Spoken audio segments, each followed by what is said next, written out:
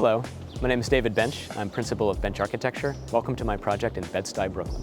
We're on a beautiful tree-lined block with a lot of really nice but narrow row houses. Looking at the exterior, you can see some of the things that we've changed. We peeled the paint off the facade. We brought in a lot more natural light by opening up the windows. We excavated the basement, made a much larger window, and brought a lot more light to the lowest level. And finally, we made a custom-designed white oak front door, a material which we use throughout the house.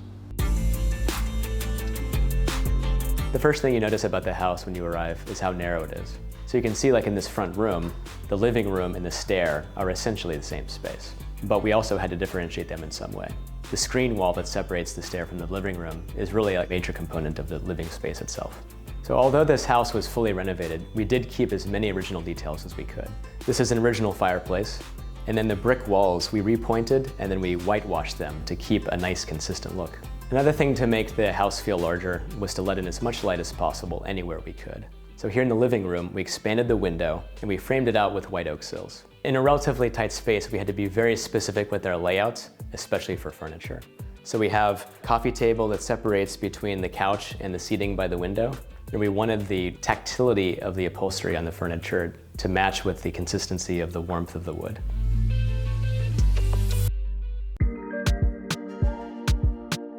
Here we are in the kitchen, and just like in the living room, having a small space means you want to have everything as built in as possible to make it feel a lot larger than it is.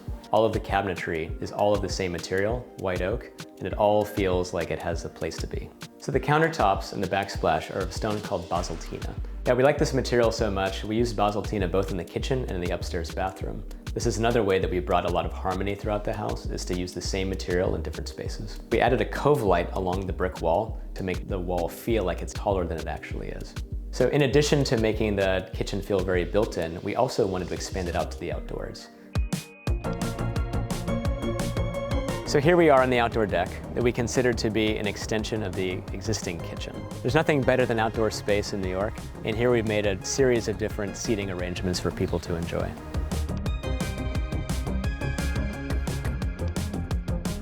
In a small house, you have to celebrate the circulation space, and that's what we did at this main stair. Want to see something cool? More storage. Now follow me upstairs.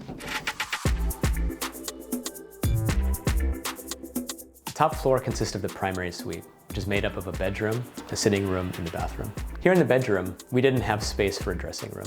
So instead, we built out the wardrobe around the windows. We also developed window seating. In addition to the space around the windows, we also integrated storage below the bed. Another element which we continued through the rest of the house is the whitewashed brick walls. As with downstairs, it makes the space feel more expansive.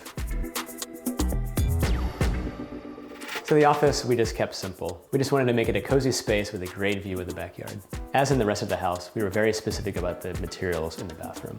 We had nice south-facing light, so we used white glazed tiles to bounce that light all throughout the room.